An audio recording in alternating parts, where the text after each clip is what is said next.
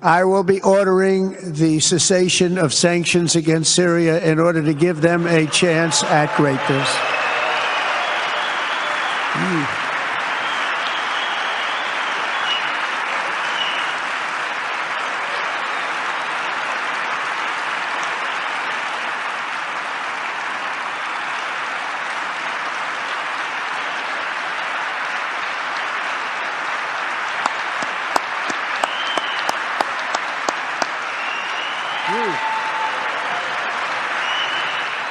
It wasn't just an astonishing speech.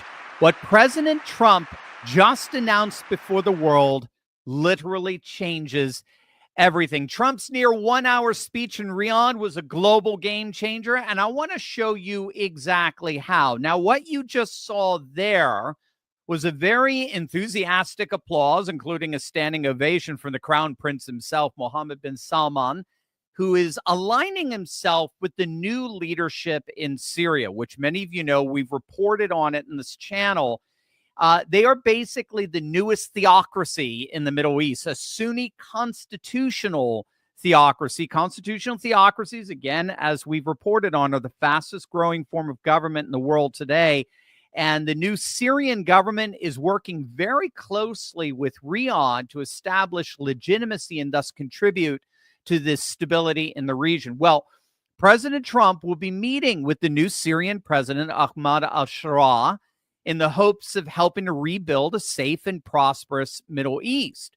But it's what Trump said at the center of his speech that really does change everything. This great transformation has not come from Western interventionists or flying people in beautiful planes giving you lectures on how to live and how to govern your own affairs. No, the gleaming marvels of Riyadh and Abu Dhabi were not created by the so-called nation builders, neocons, or liberal nonprofits like those who spent trillions and trillions of dollars failing to develop Kabul, Baghdad, so many other cities. Instead, the birth of a modern Middle East has been brought by the people of the region themselves, the people that are right here, the people that have lived here all their lives, developing your own sovereign countries, pursuing your own unique visions and charting your own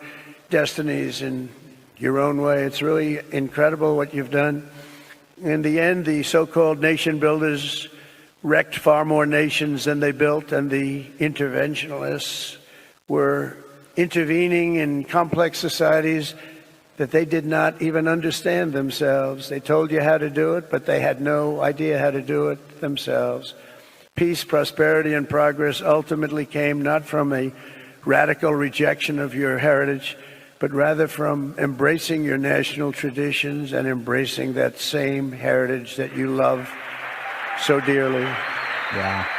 Yeah, that's it right there. That's the money quote right there. Peace and prosperity and progress ultimately came not from a radical rejection of your heritage, but rather from embracing your national traditions and embracing that same heritage that you so love. Welcome to the new civilizationalist age.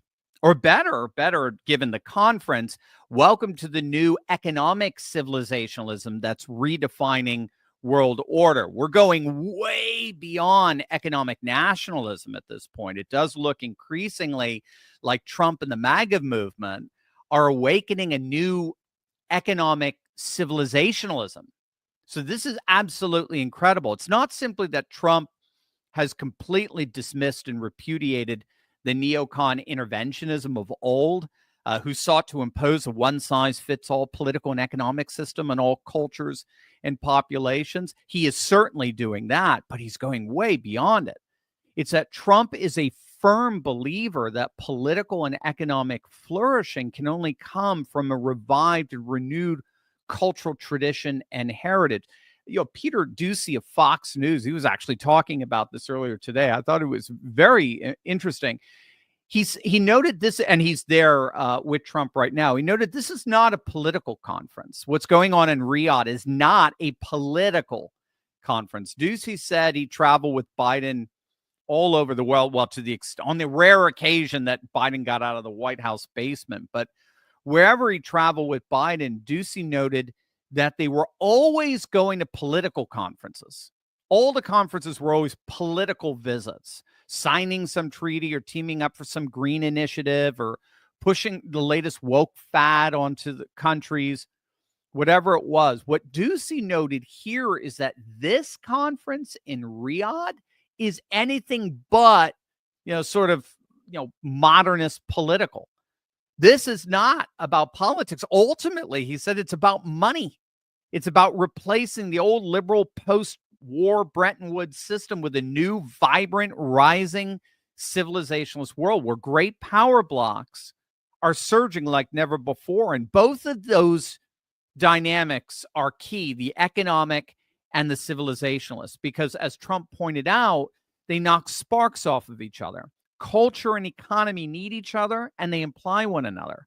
So this is the whole thesis of economic nationalism, or what we're seeing increasingly here in Riyadh, which is more akin to economic civilizationalism, where economies are increasingly revolving around great civilizationalist power blocks the way moons revolve around a planet. So in terms of the economic dynamics, Trump's economic plan has three pillars, right? So you got Doge ripping apart the old administrative state in ways that we could only have dreamt of back in his first term, giving us hundreds of billions of dollars in savings.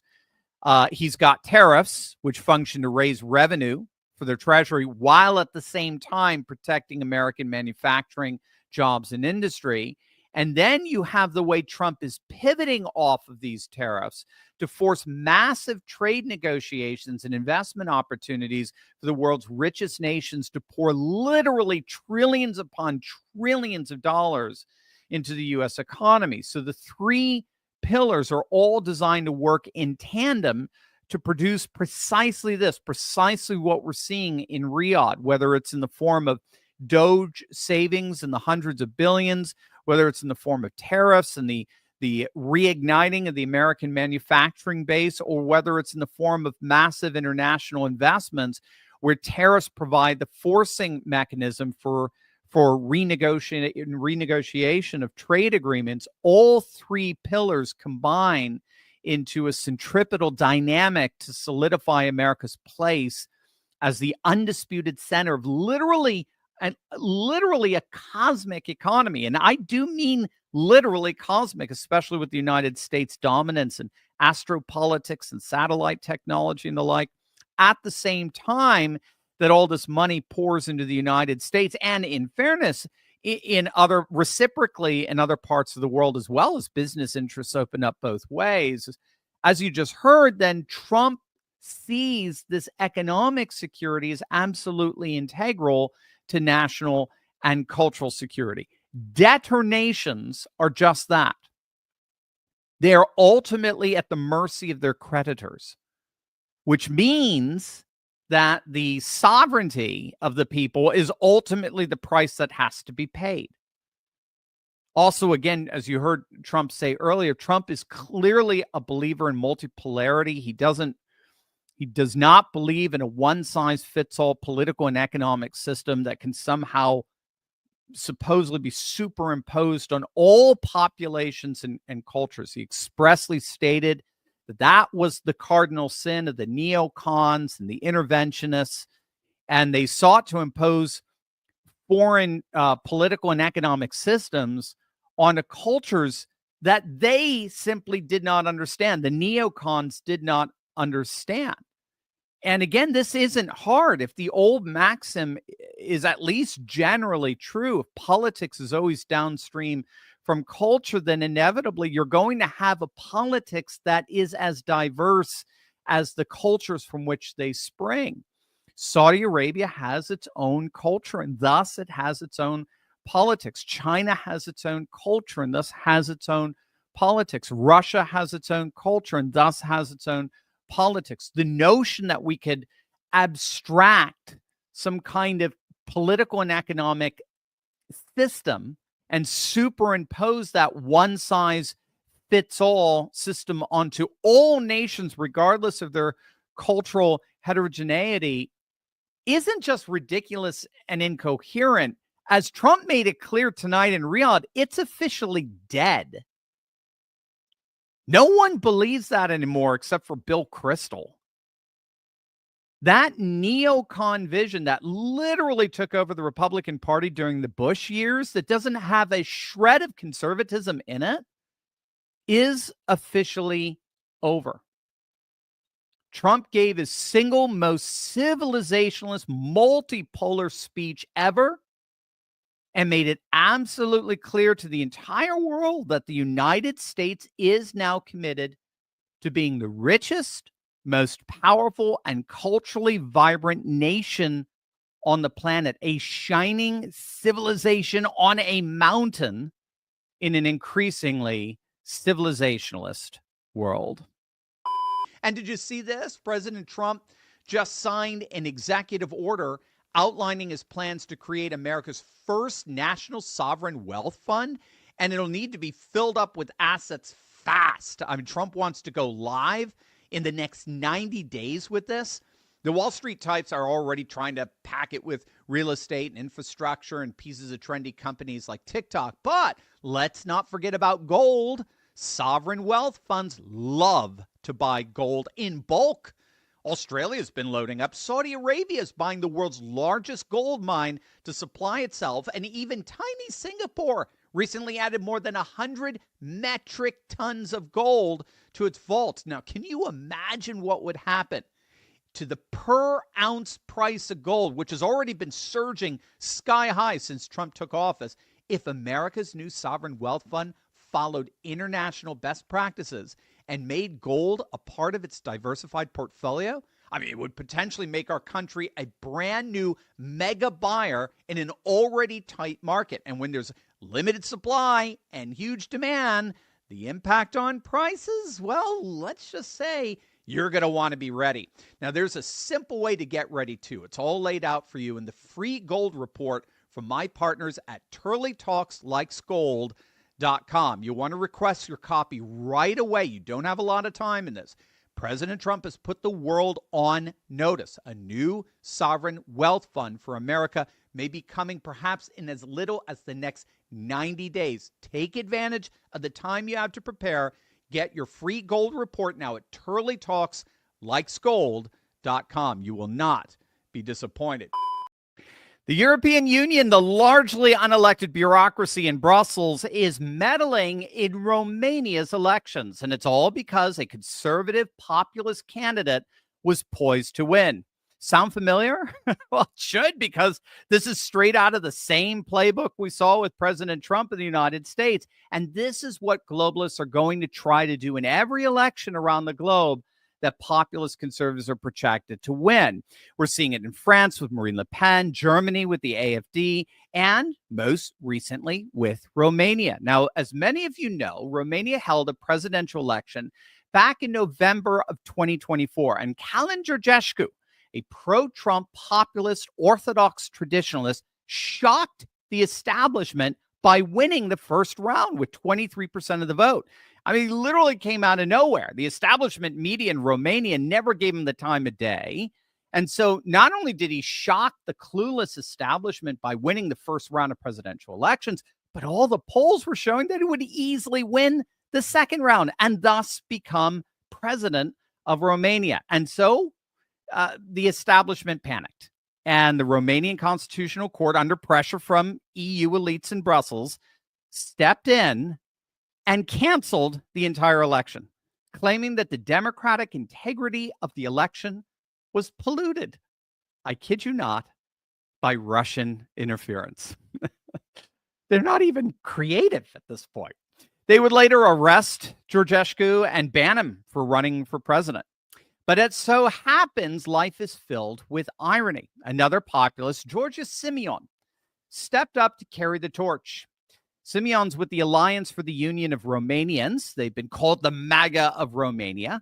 He's anti-EU overreach. He opposes sending endless weapons to Ukraine. And he is a staunch defender of Romanian tradition and sovereignty. And guess what? He crushed it. He won 40% of the vote in their latest round presidential elections, almost double what Georgescu got before.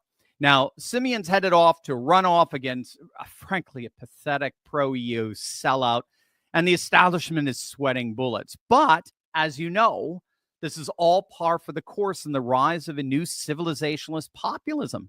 Hungary's Viktor Orban, Italy's Giorgia Meloni, Geert Wilders of the Netherlands, the Sweden Democrats, the Austrian Freedom Party, the AfD in Germany, now the number one party in Germany, Vox in Spain, Chega in Portugal. They're all populist uprisings standing up for nation, culture, custom, and tradition. And obviously, the globalist elites in Brussels can't stand it.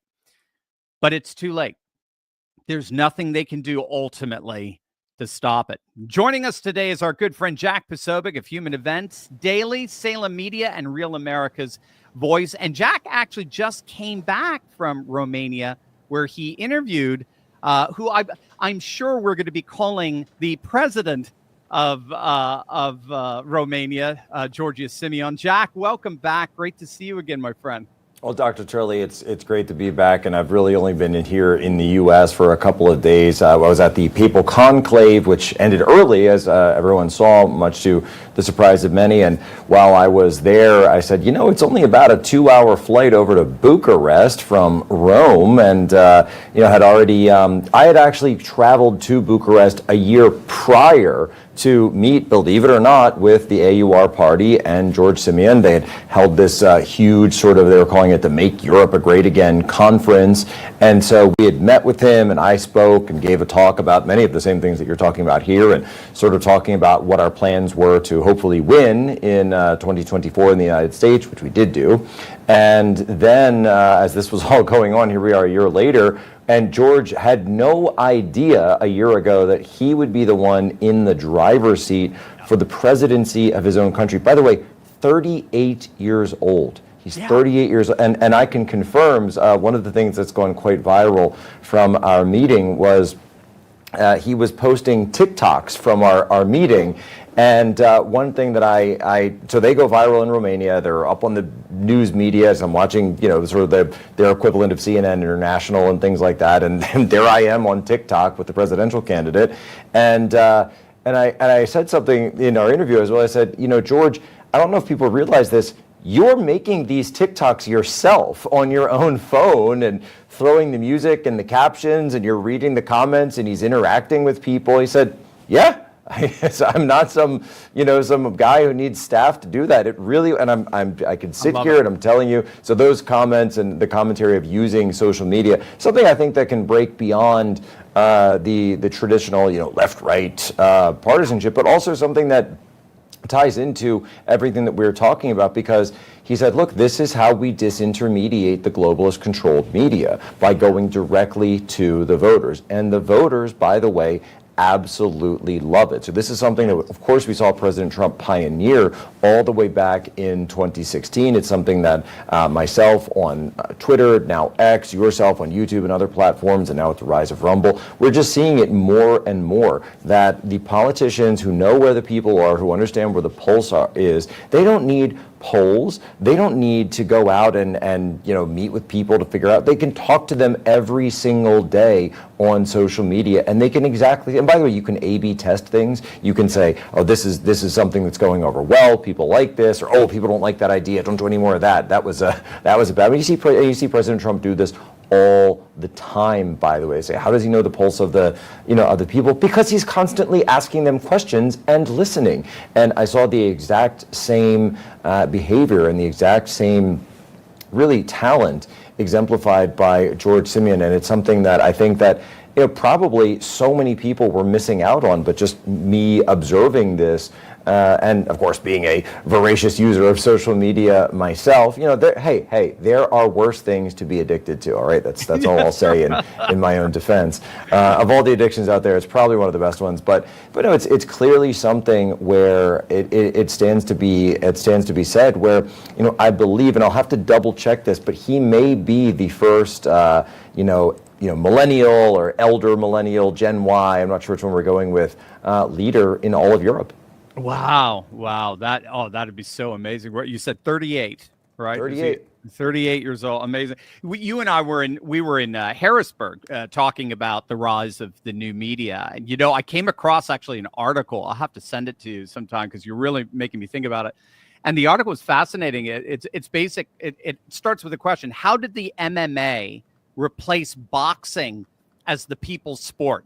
So boxing has this wonderful populist element to it. The Irish Catholic, the Cinderella story, fighting from the slums, as it were.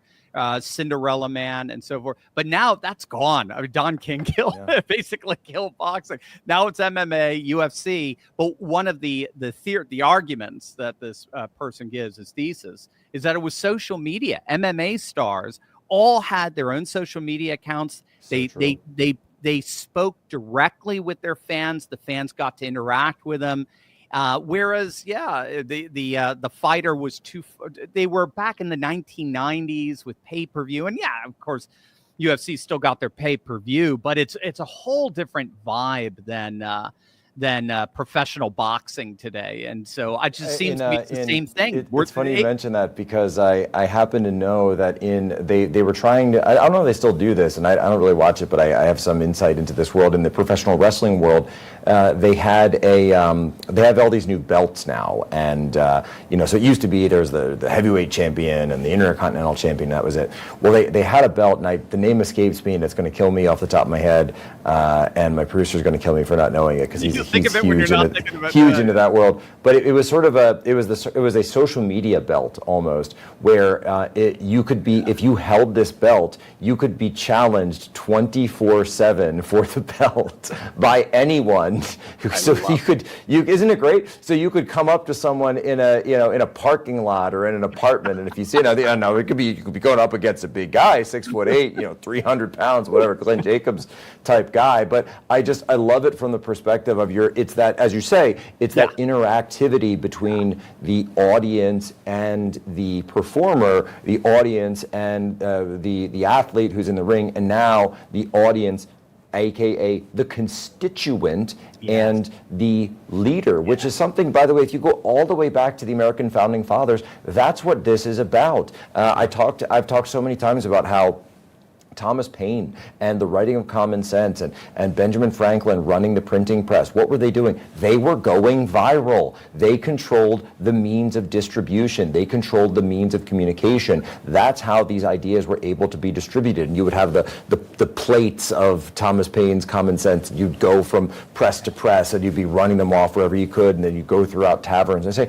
well, that's the exact same thing that we're doing today. The technology is a little bit different, but the idea is the same, that when you democratize information, then you can share this. Now, by the way, what does that mean? That means that the information has to stand on its own, whether it's supported or unsupported. It depends on where the people are at, but it's going to be much, much closer to the will of the people than it is to the will of whatever despot or tyrant is trying to control everything.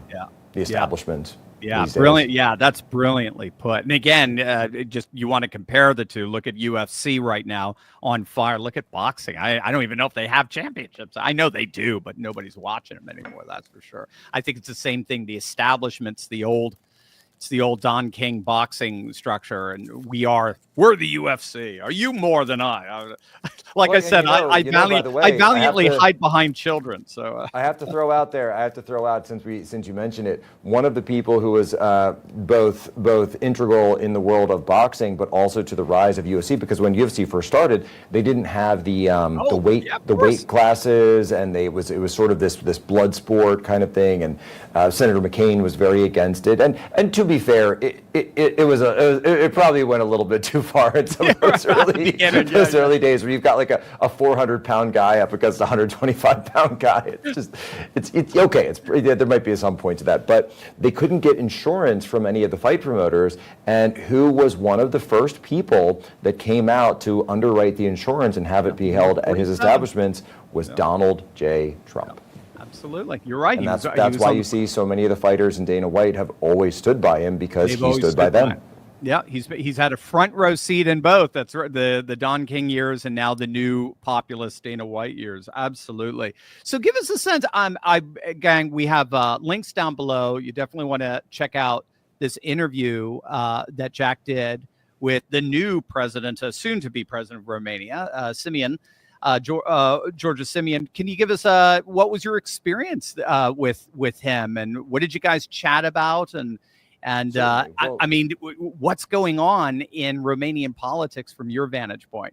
Well, what's incredible. So I mentioned how we talked about social media and something we really connected on. But originally the way that we had known each other was both being supporters of this burgeoning populist nationalist movement, whereby we are eschewing the tendrils and the shackles of the globalist system. Now, in Europe, you have the EU as this extra governmental organization, extra national organization, whereas in the US we don't have EU membership, and yet we still feel many of these same pressures. And of course you see this in the tariff fights, you see this in the refugee fights in many of these cases, like South Africans being attacked because why? Well, we're not allowed to bring people who have any ties directly to our civilization. No, we have to bring extra civilizational people in. And they're so saying the Democrats finally found refugees they don't like.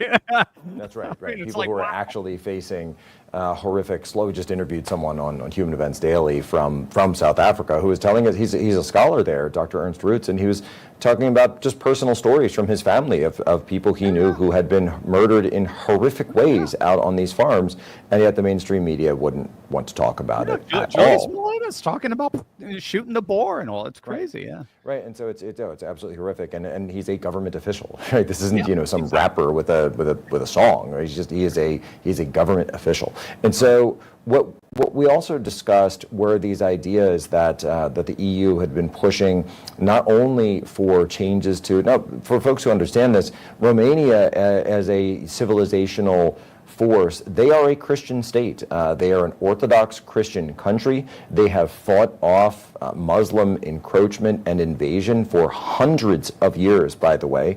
Vlad Tepes, of course, is a national figure there, someone who and there are portraits of him all over in the nationalist, populist areas.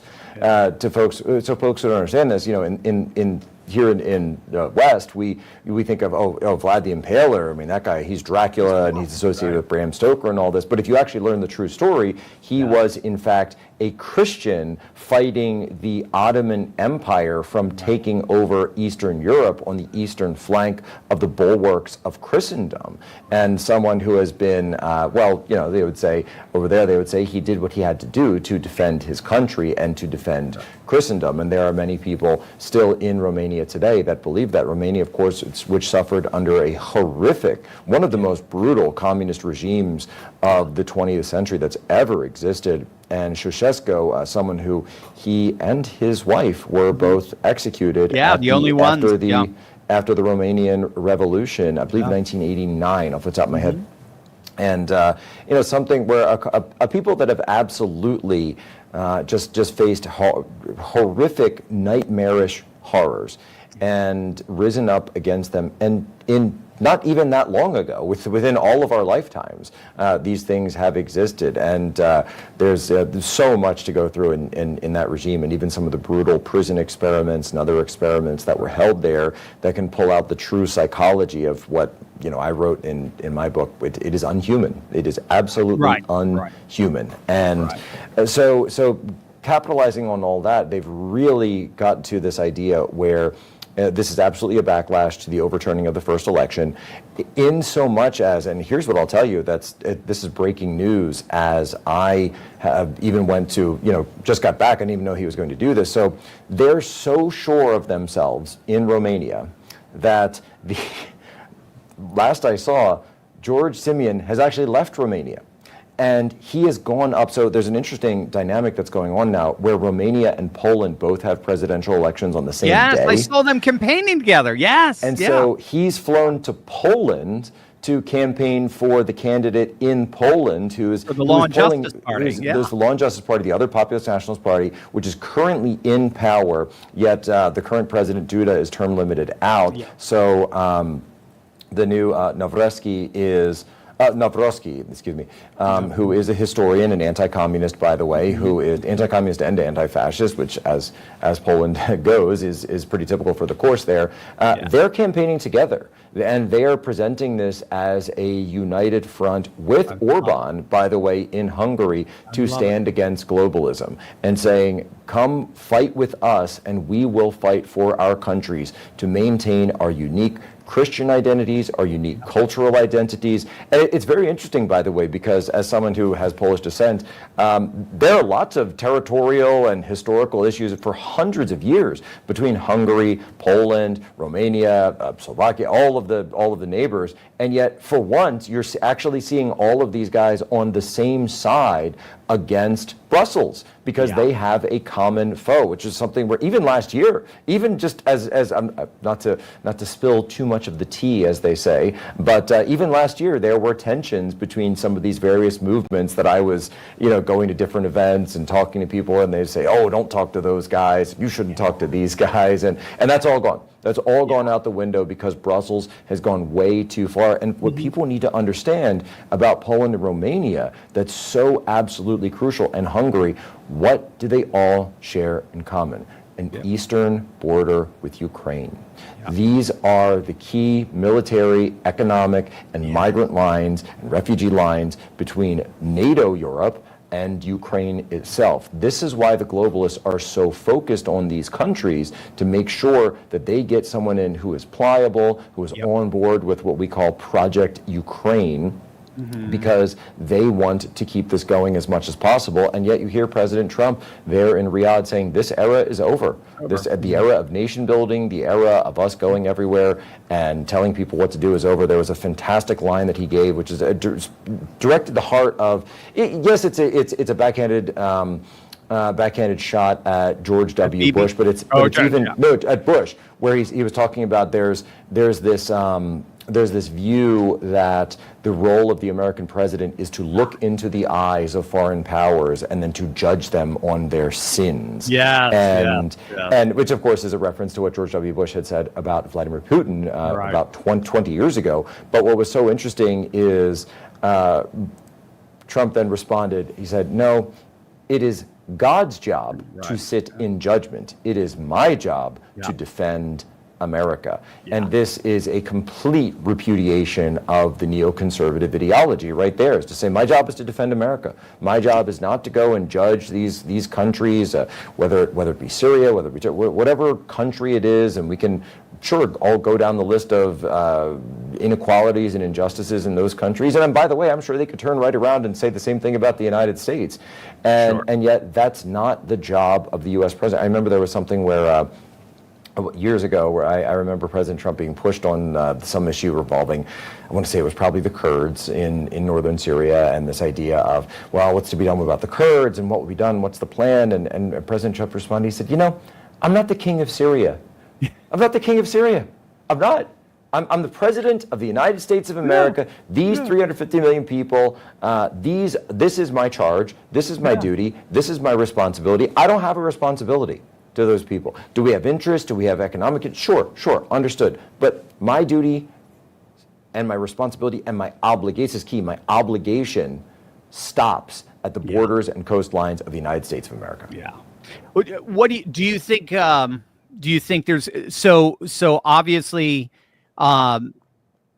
Simeon feels very confident right now. The polls, from what I'm seeing, looks like it's going to be pretty brutal for the globalists. Do you see Brussels, or do you see the Romanian establishment pulling anything comparable to what they did with Georgescu? Yeah, I asked this question, and he said, here's the main difference is this, was that when consider the timeline here, when Georgescu's election was overturned, that was under the Biden administration. That's when USAID was still humming. That's when Joe Biden was still in power. That's when Tony Blinken was running things on the international scene. Samantha Power was someone who was spending a lot of time in Eastern Europe, just like George Soros, who, by the way, a lot of people miss this, got his start in Hungary. And the Open Society program was founded in Hungary and in Eastern Europe. That's why it has its tentacles in so many, Bucharest and so many of these places. Now, what they're telling me is that they've been receiving pressure from Marco Rubio, the current Secretary of State, as well as the U.S. State Department writ large, to say we are carefully monitoring the Romanian elections and we expect them to be free and fair, which is nothing like anything you heard from the Biden administration. So they're really crediting this. And by the way, they're not asking for any special favors. They're not asking for any, ideological fellow traveler, fast pass or something like that. No, they just want a fair election and that the will of the people be held. And by the way, for folks who want to go, but not to relitigate the whole thing, but the original election of Caroline Georgescu in the first place, there was no election interference or election tampering or any issues with the election integrity whatsoever. And yet the Supreme Court overturned it on grounds of TikTok. The Russians manipulated the algorithm of TikTok. They claimed that Russians manipulated the algorithm of TikTok, but they never actually said that there were problems with the votes or the voting system whatsoever. The votes were all real. It's an admission. And they never even made that. It was a complete admission. It was a complete and utter admission. And this is why I believe George Simeon is getting, and I'll just have to say, I remember the last days of the height of the Trump campaign when every song on TikTok was about Trump, and every trend and every video and going to McDonald's and driving the garbage truck, these viral images were going like crazy. Yeah. And the energy was off the charts. That same energy is the energy that I saw when I was in Romania spending the day with George Simeon and his campaign and his team, because we conducted the interview, we went out for dinner later. People are coming up to him at the restaurant with their children, asking to take selfies. They're showing me the viral TikTok videos and rappers, even gypsy rappers. It's Romania. They have gypsy rappers doing songs about him, and the chorus is George Simeon, and it's like these chants and these different and different rock and hip hop and all the different genres, and there's a lot of hope riding on it. I remember saying to them, I said, well, like President Trump has found out, the election, as it turns out, the election, once you win the election, it isn't over, because it turns out that once you win an election, you actually have to do the job.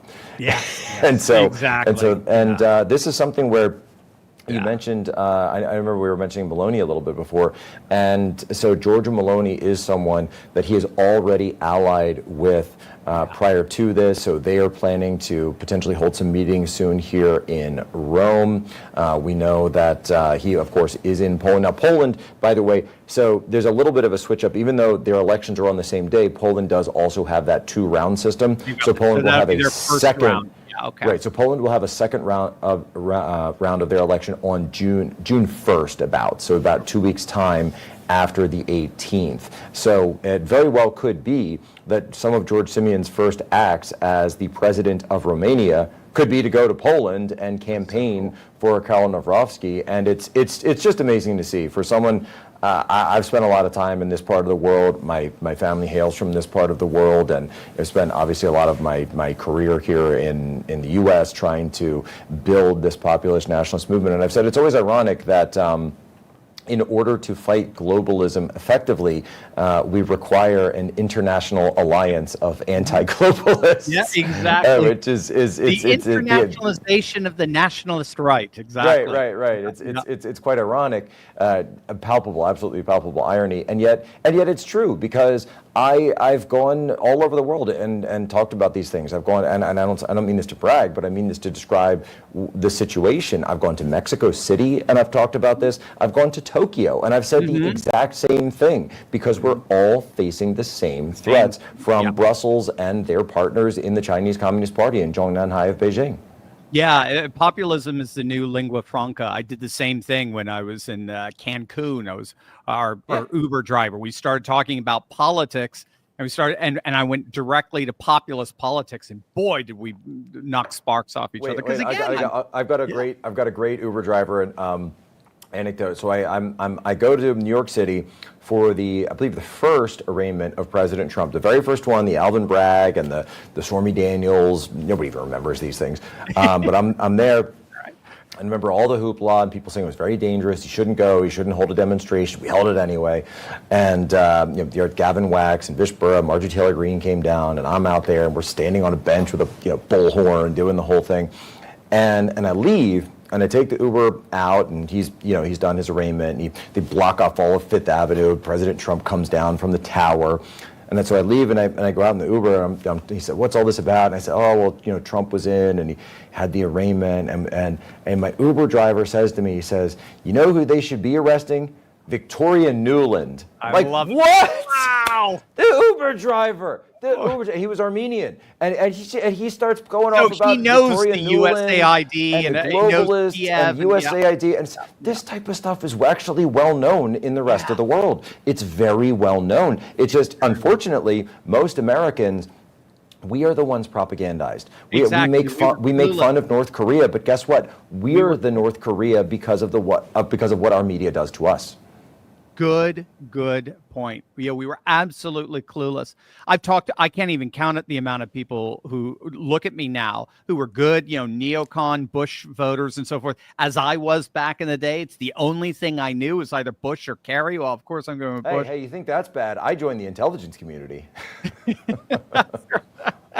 Yeah, but you're brilliant whatever you do. But yeah, I've had so many come and tell me, if you had told me 8 years ago that there was a deep state and this administrative state that's really running things, and so I would have called you a conspiracy theorist, blah blah blah. Now they're all true believers because we're all seeing it now. It's for everyone seeing it. It's absolutely crazy. Jack, before you go, I did want to get your take on, because you witnessed history at the Vatican, and every new papacy is history, but this is a sort of like double history here with the first American Prevost, now Leo XIV. You are a devout trad Catholic, and I know there were some concerns originally about Prevost. But it does appear he's actually, in contrast to Francis, rather pro-trad from what I'm getting, particularly very pro-Latin Mass. I was really curious in your take. Well, it's like any Catholic, like the Pope is the Pope, and certainly we respect that, and I absolutely respect that. There's no question that I accept that he is the Pope, and he has received and I was there for the first time in my life. I couldn't believe it as a kid who grew up in the Archdiocese of Philadelphia, going to, I can't imagine my nuns, if they could only see me there, standing in St. Peter's with the white smoke billowing. It's something that's only happened about 276 times in all of history. It is absolutely historic, and having the opportunity to go, even with my brother, was incredible. And I remember I was laughing at my mom, thinking about all those times that she was yelling at us to get our clothes ready on Sunday morning and drag ourselves out of bed or whatever it is to get to church. Look at me now, Mom. Yeah, right, exactly. And my brother, believe it or not, I was sort of manning the field desk that we had come up with, but we even got him a pass to go all the way to the top of the St. Peter, so he's looking out over the square. I said, my gosh, my kid brother's up there, And but with Prevost, look, I can appreciate that he is making some olive branches to the traditional Catholic movement. I appreciate that, and I'm very open to that. But at the same time, I've seen his Twitter account, and those tweets are all still up attacking J.D. Vance, the Vice President of the United States. I certainly hope that J.D. will have the opportunity to meet the Pope very soon, and attacking President Trump, particularly on this issue of illegal immigration, something that is quite frankly the #1 issue for the United States, because as you talked about before, because of the rise of the civilization state, the way that you dilute a civilization is by literally diluting the demographics of the population that is there. This was what led to one of the key factors that led to the end of the Roman Empire. This is a key factor in terms of imperial overstretch that has led to the end of British Empire too, by the way, for that same token. And so